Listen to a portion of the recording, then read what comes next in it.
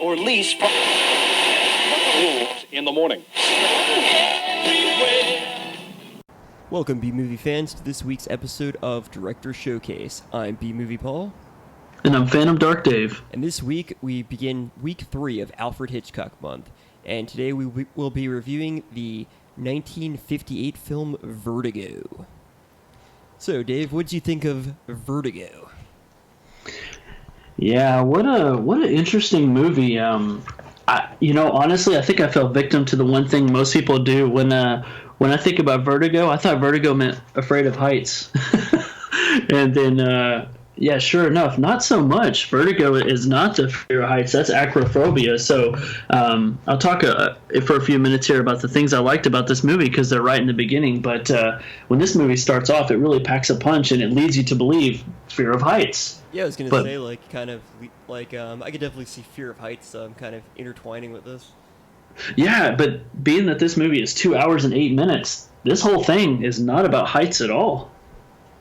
And, as we dive into this a little bit here, we'll talk more about what Vertigo really is. But all in all, I'll say that I was quite impressed.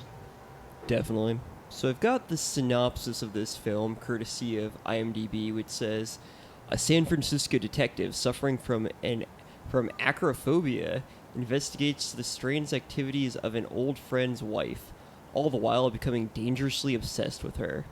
So even the synopsis is acrophobia. Very strange, but I mean, I guess it works. Just goes to show you I did not read the synopsis on IMDb before watching. I guess the synopsis agreed with you. Yeah, no joke. So I think last time I started, so why don't you start telling me what did you like about Vertigo? Well, overall, I thought the plot was really unique and really interesting.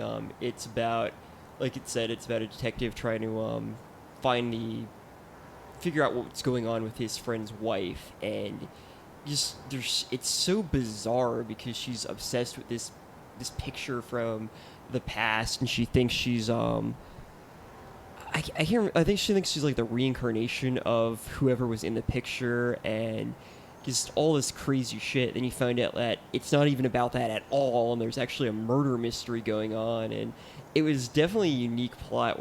And when everything's revealed, you're like, really? Holy crap, I didn't see that coming. Yeah, same here. Like I said, I thought this movie was going to be Jimmy Stewart being afraid of heights the whole time, and then they kind of deliver a little bit in the beginning, and then they just take you away from it for a very long time, and so you're kind of left wondering, what is this movie going to be about? And then you learn that Jimmy Stewart in this movie, who his character's name's John Ferguson, he has this insane obsession with Madeline is her name, played by Kim Novak, and I think I'm just really starting to not only appreciate Hitchcock, but yeah, I think I'm becoming a big Jimmy Stewart fan. He did a really good job in this movie. Oh, definitely, yeah. And what's interesting about this being called Vertigo is the way they use the Vertigo syndrome is really quite interesting. It's basically that's the key to the murder and figuring out what was going on, and that was really surprising. I like the way they pulled that off, because a lot of the movie, that Jimmy Stewart has, he's got vertigo disorder because of a situation he was in, and then the way they tie it back into that was very cool. I was impressed. I watched this with my wife, and neither of us saw the twist coming. And to be honest, I think this is one of my favorite twists in almost any film I've seen. Wow, yeah, that's a broad statement, but not a bad one by far. Let me tell you what I liked about this movie here is there's a couple things, but predominantly I really liked the opening to this movie. I know I talked really good about the North by Northwest opening, but this movie in particular was also really cool. It starts out where they're just focusing on a pair of lips, right? And then all of a sudden, it's like black and white, then goes pale color, and then you kind of see the eye, and then it goes like a blood red, and then you get like this Twilight Zone spiral kind of effect into the eyeball, and then it starts doing all the credits for the movie.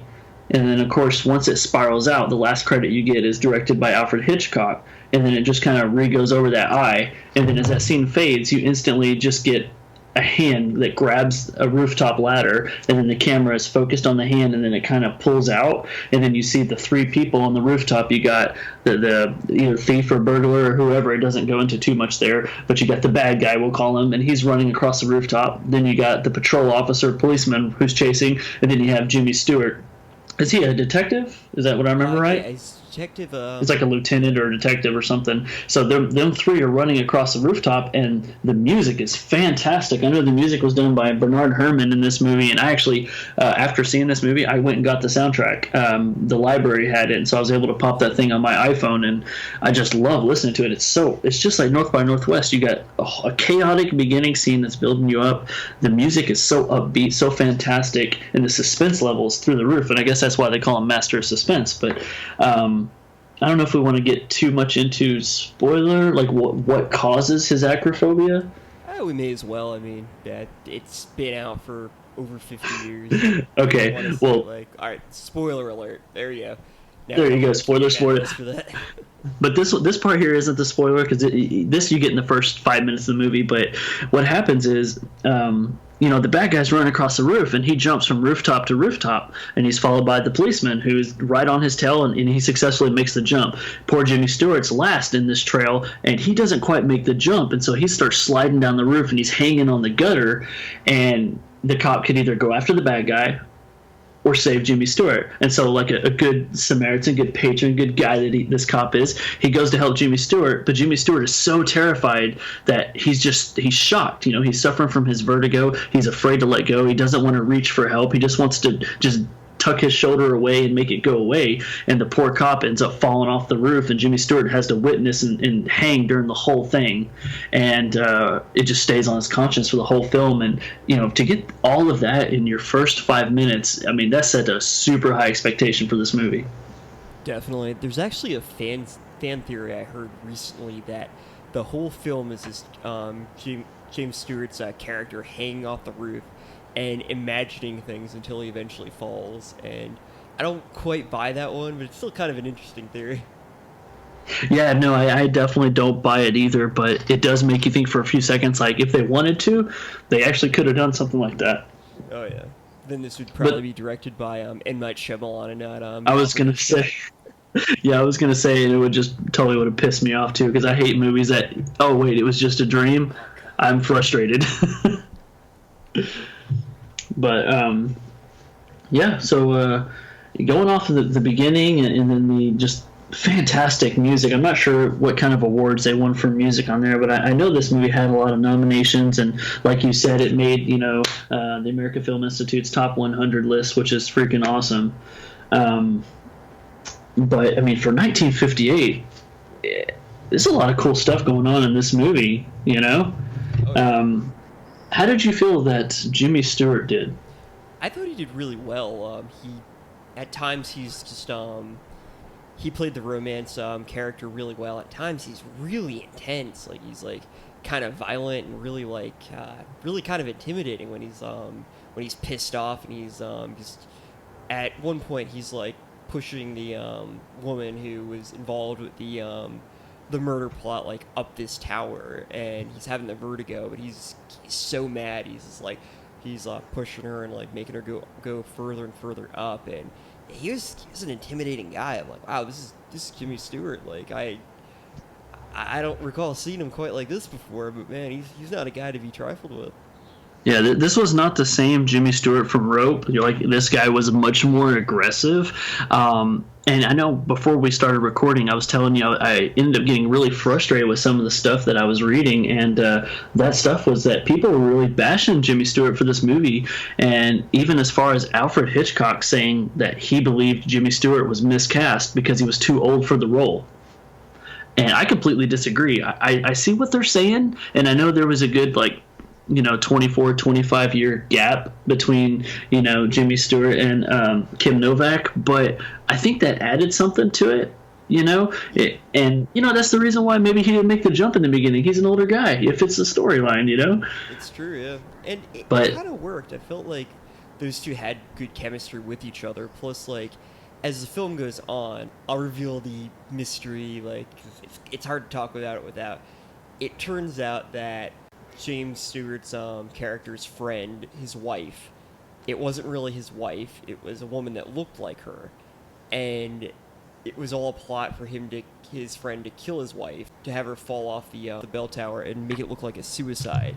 And since Jimmy Stewart's Vertigo wouldn't allow him to climb that high, it was a perfect alibi. Like, he couldn't actually go and see what had happened because he would have vertigo, but he believed it was her, and therefore he was able to verify that it was a suicide. So it was a really good plot. But yeah, in the end, it turns out that he meets the woman who was pretending to be his friend's wife, and their relationship is just one of the most disturbing and unsettling kind of relationships, because he's constantly like, he's in love with her because he thinks that because she resembles the woman that he fell in love with, which was his friend's wife, and he's like making her dress like her, like he makes her change her hair, and like I think it worked. There was an age difference because there's definitely a power imbalance. Like, she wants to make him happy, she wants to impress him, but he's really a jerk to him. He's really kind of creepy, but like I think having the power imbalance, like with the ages, really kind of worked with that particular kind of thing. Yeah, I agree. Someone of the same age, it might have been a failed effect. I don't think it would have been near as convincing as kind of an aged, been through life, I'm a man and I know what I want, so you're going to do it just type mentality he gave off at the end. And I think a lot that built that up was, it's amazing how, Jimmy Stewart, he's just kind of humble in the beginning, and then he starts doing a favor for a friend, and you can tell he immediately falls in love with this woman, and he becomes obsessed with her because he's chasing her all around town to everywhere she goes in the same routine. And in the first half of the movie, you could see it, kind of like a spark igniting the fire, right? She ends up falling in the water, and he rescues her and takes her home, and declothes her, puts her in bed, and just very nurturing, and kind of like an older gentleman would do, just trying to take care of her. And he has the most respect for her, and he worships the ground she walks on. And then that turns around, like you said at the end, and he just becomes very like angry, ferocious figure. And I mean, Cary Grant couldn't have done that. That was definitely a good Jimmy Stewart role right there. Yeah. But and another thing about that bell tower, did you know that bell tower wasn't really there? Like, they show them running into like this, I think it's like a church or a ministry of some sort, and then the bell tower is connected to it. But in actual reality, that bell tower was not even there. It was somewhere else, and they added it in, and it totally looked good. Yeah, I was gonna say that worked completely. I would have never known. Now, I can't speak too much detail on this one, but I had found out that this was supposed to be the very first movie to use computer graphics. Huh. That's and I'm like, did they CGI the bell tower? Surely not. Like, what did they do? And I think a scene we haven't talked about yet that was really awesome was, do you remember the nightmare scene?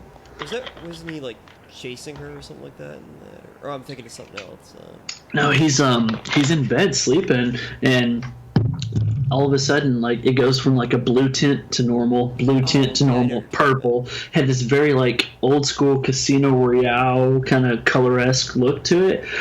And then the upbeat music starts to build, and then it does this little animation sequence, and then it shows the portrait with the necklace. And then it fades into like an empty grave, and it's kind of showing all the places he had followed her.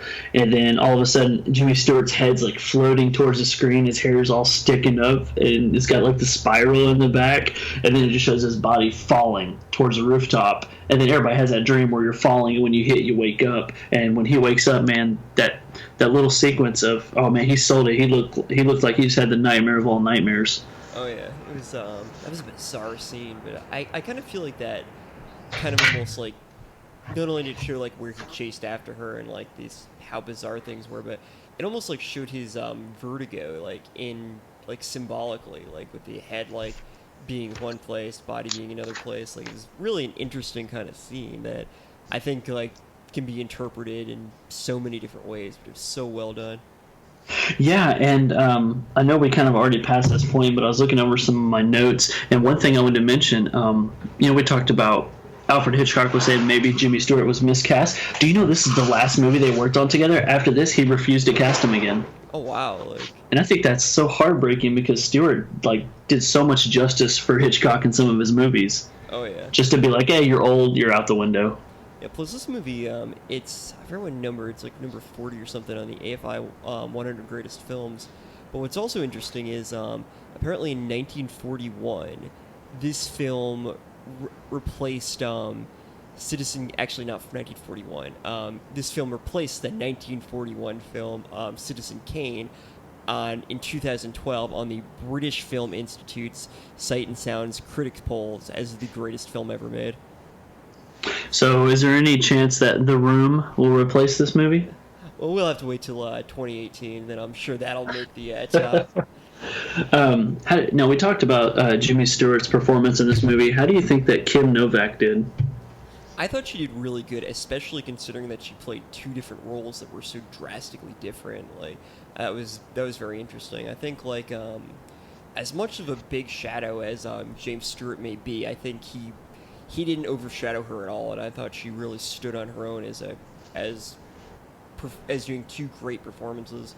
It was a very interesting portrayal of those characters, and to do two that were so different, I thought was very impressive.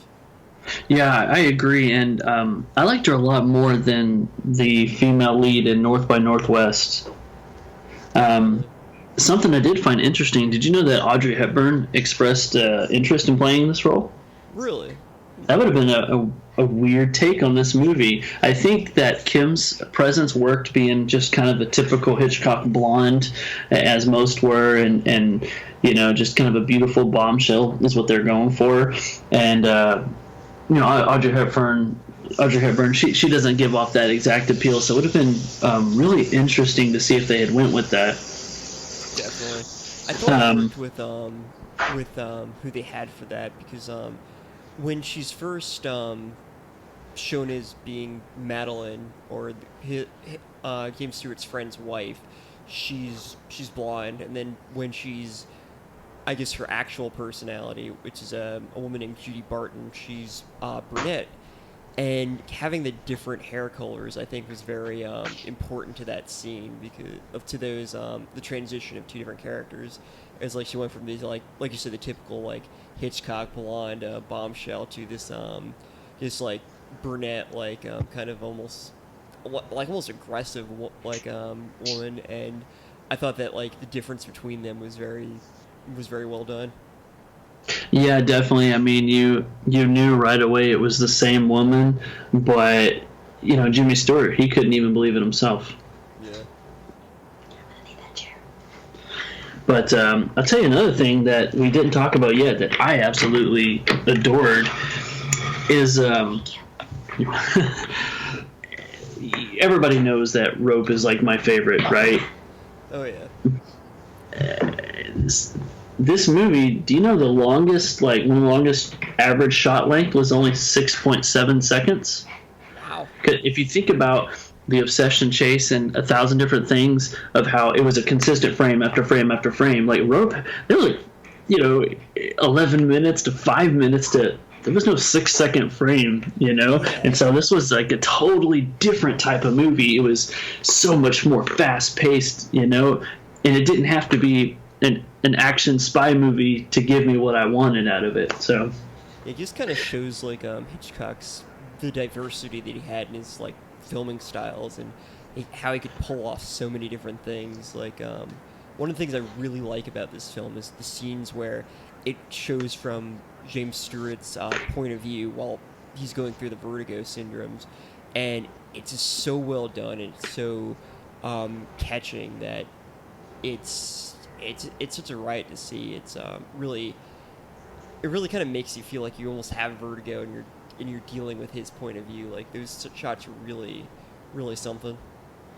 I'm so glad you brought that up, because the next thing I wanted to say was My God, it was so convincing and so expensive for them to do. I know the value of a dollar in 1958 is so much different than now, but I read that they called it like a contra zoom. Is kind of what that panoramic zoom in, zoom out thing is, Yeah. and it cost like $19,000 to do 2 seconds.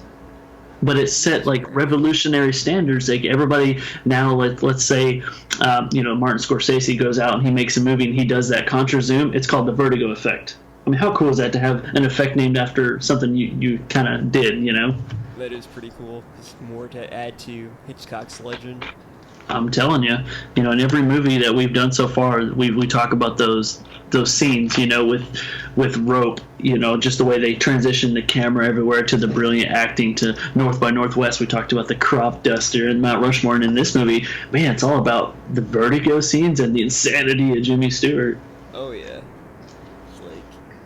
It's like, I don't know if this is a if it's true or not, but I think Hitchcock is known for more like influential scenes in films than like almost any other director. Like I would be surprised if there was a director who really outshines him in that.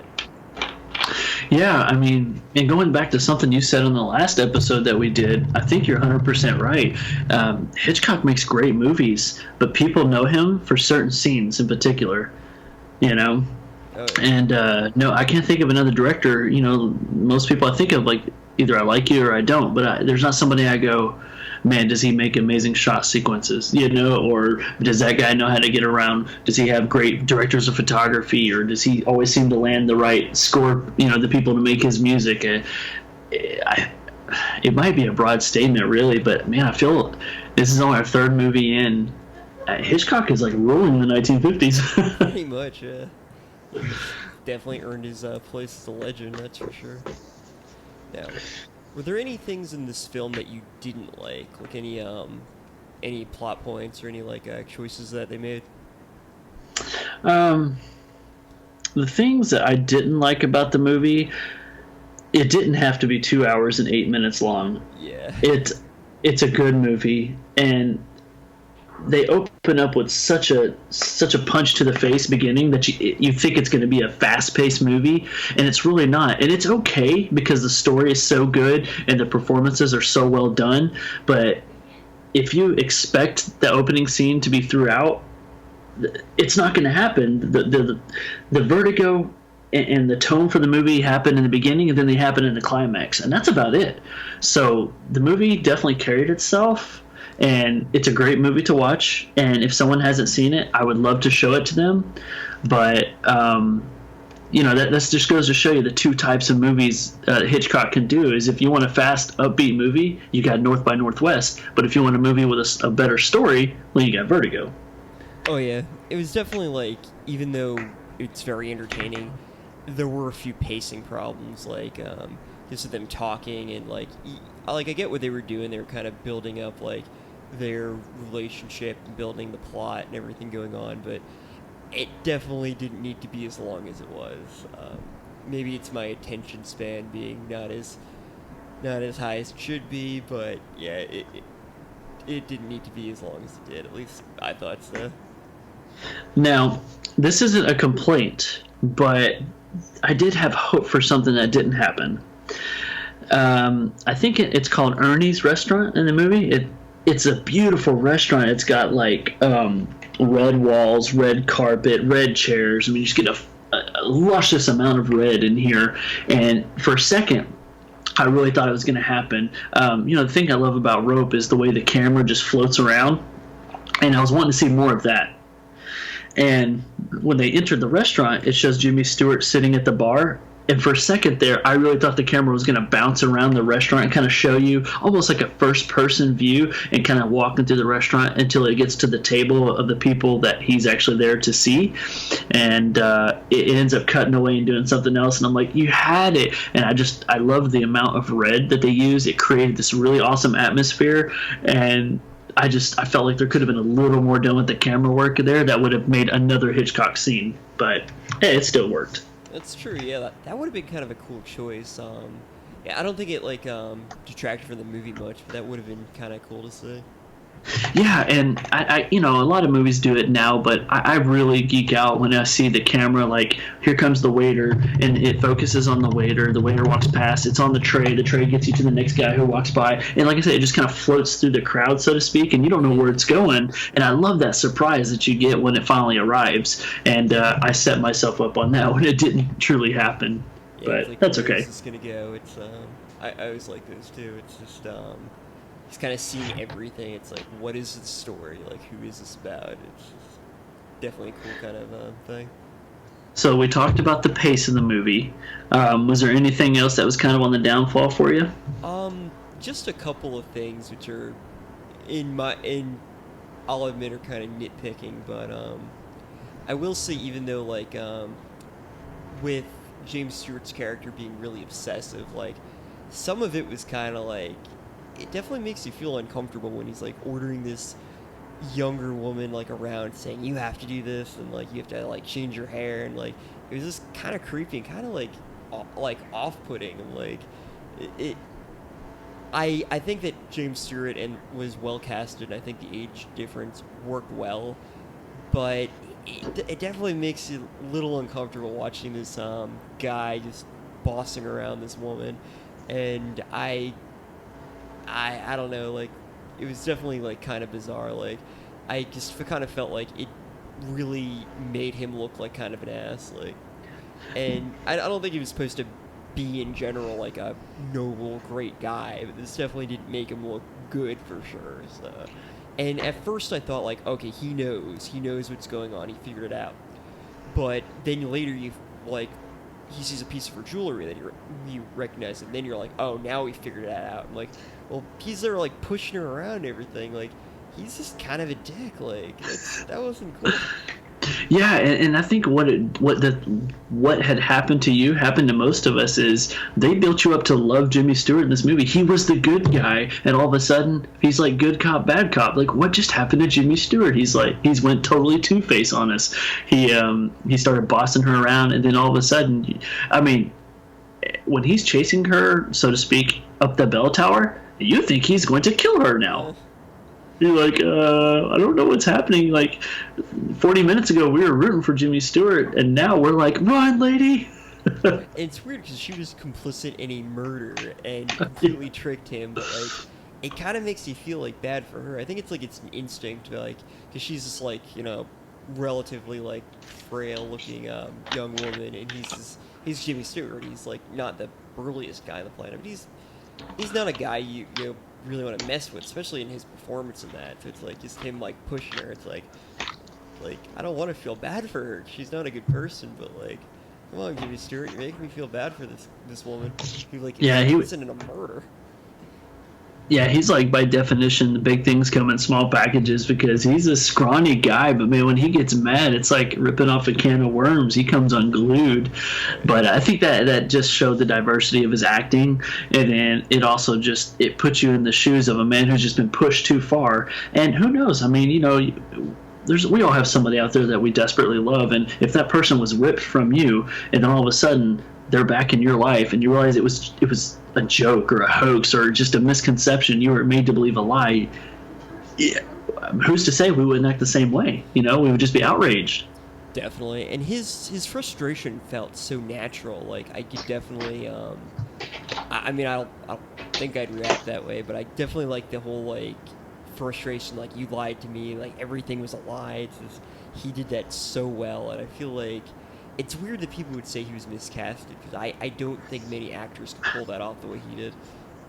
I think a lot of people were just kind of irritated because they didn't want to see the older Jimmy Stewart having this romantic, this love with the younger actors, Kim Novak. Maybe they wanted, you know, like a Rock Hudson or somebody in there, you know, somebody they found attractive, you know, but that's not what it was. You know, it was this guy who, you know, he's got his own plate, his everything. He doesn't need anything else in his life, and then love kind of stumbles in his life, messes everything up. He fights to protect it, only to realize he's helpless and he can't do nothing. And then it comes back and slaps him in the face, and he just reacts to it, you know? So I'm with you. I think everybody that says he's miscast is wrong. Oh yeah, and I think him being older like actually kind of helped a bit because he's an older guy. He's obviously really lonely, so getting like this romantic attention from this young woman, it's like of course she's gonna be like devastated when it turns out it's all a lie because it's like if it was a younger guy, it's like he'll have more chances, but for him being older, it's like this is my one chance of like finding love, and like it turned out to be a lie. And like you were saying, I think it was perfect casting. I think that the performances were great all around. I had zero complaints with that. All right. Well, since you are the nitpicker of the two between you and I have to know: did anything just kind of chap your ass about this movie?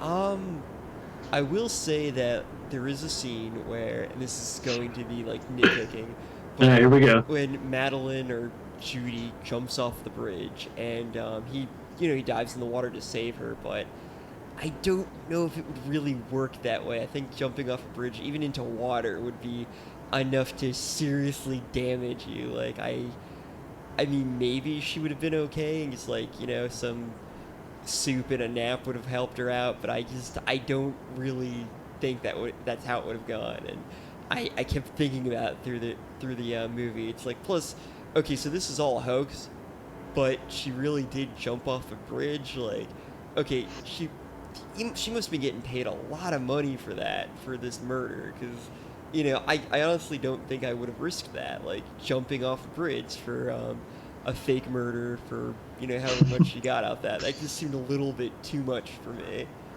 So if somebody was like, "Hey, Paul, I need you to pretend to be somebody's boyfriend, and I'm going to pay you to do it, and yeah, I just need you to do it. But by the way, you got to jump off a bridge." You'd be like, "No, I'm out right there. I was good until you said the bridge jumping, and I am done." Exactly. It's like I'll do a lot of stuff. The bridge thing, that's where I draw the line. So. I will help you pretend to kill somebody, but I will not jump into the water. You got to be crazy.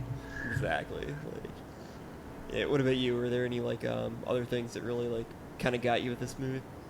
No, man. Honestly, like the only thing that killed me was I felt it was very slow tempo, and they set it up to be more of a fast tempo type movie. But once I adapted into it, and we were able to get some story into place, and then we didn't know if we had a crazy lady or what was going on with her.